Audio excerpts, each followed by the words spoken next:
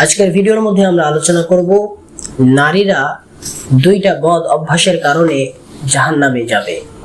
রাসূলুল্লাহ সাল্লাল্লাহু আলাইহি ওয়াসাল্লাম তেমনটাই আমাদেরকে জানিয়ে গিয়েছেন যে নারীদের মধ্যে দুইটা অভ্যাস রয়েছে, যেই অভ্যাসের কারণে অধিকাংশ নারীরা জাহান্নামের মধ্যে প্রবেশ করবে। দর্শক শ্রোতা, সেই দুইটা অভ্যাস কি আমরা বিস্তারিত ভিডিওর মধ্যে জানতে পারবো। একবার রাসূলুল্লাহ সাল্লাল্লাহু আলাইহি ওয়াসাল্লাম মহিলাদের মজলিসে নসিহত করতেছিলেন।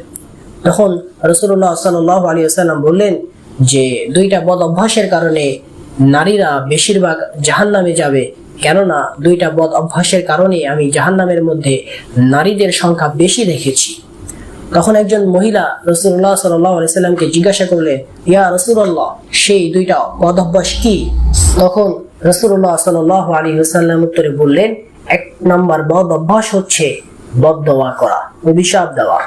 নারীদের মধ্যে, মহিলাদের মধ্যে এই যে বদদোয়া দেওয়া, অভিশাপ দেওয়া, এই অভ্যাসটা কিন্তু বিদ্যমান রয়েছে। রাসূলুল্লাহ সাল্লাল্লাহু আলাইহি ওয়াসাল্লাম বলেছেন যে দুইটা বদ অভ্যাসের মধ্যে একটা বদ অভ্যাস হচ্ছে বেশি বেশি অভিশাপ দেওয়া। আমাদের মা বোনেরা কথায় কথায় অভিশাপ দিয়ে থাকে, আমাদের সন্তানদেরকে দিয়ে থাকে, অন্য কাউকে অভিশাপ দিয়ে থাকে, কথায় কথায় বলে থাকে, তুই মরিস না কেন, তোকে আজরাইল দেখে না কেন, তোর অমুক রোগ হয় না কেন, এই ধরনের অভিশাপ কিন্তু দিয়ে থাকে। 2 নম্বর বদ অভ্যাস হচ্ছে তারা স্বামীর কৃতজ্ঞতা আদায় করে না, অর্থাৎ স্বামীর শুকরিয়া আদায় করে না। রাসূলুল্লাহ সাল্লাল্লাহু আলাইহি ওয়াসাল্লাম দুইটা বদ অভ্যাসের কথা বললেন, যে দুইটা বদ অভ্যাসের কারণে অধিকাংশ নারীরাই জাহান্নামের মধ্যে প্রবেশ করবে। 1 নম্বর বদ অভ্যাস হচ্ছে বেশি বেশি অভিশাপ দেওয়া। 2 নম্বর বদ অভ্যাস হচ্ছে নারীরা স্বামীর কৃতজ্ঞতা আদায় করে না, স্বামীর শুকরিয়া আদায় করে না। কারণ কি? রাসূলুল্লাহ সাল্লাল্লাহু আলাইহি ওয়াসাল্লাম বলেছেন নারীদের মধ্যে এই অভ্যাসগুলো বিদ্যমান রয়েছে।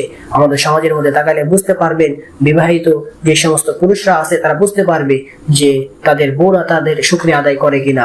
রাসূলুল্লাহ সাল্লাল্লাহু আলাইহি ওয়াসাল্লাম পুরুষদেরকে এটাও বলে গিয়েছেন যে তুমি তোমার বউকে প্রতিদিন বা প্রতিনিয়তই সুন্দর সুন্দর কাপড় উপহার দাও।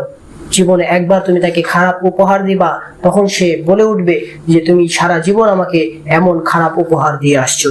এই যে শুকরিয়া আদায় না করা, জীবনে একবার ভুল হওয়ার কারণে যে সারা জীবনের লকপ একটা লাগিয়ে দিল, এটা কিন্তু নারীদের মধ্যে এই অভ্যাসটা বিদ্যমান রয়েছে।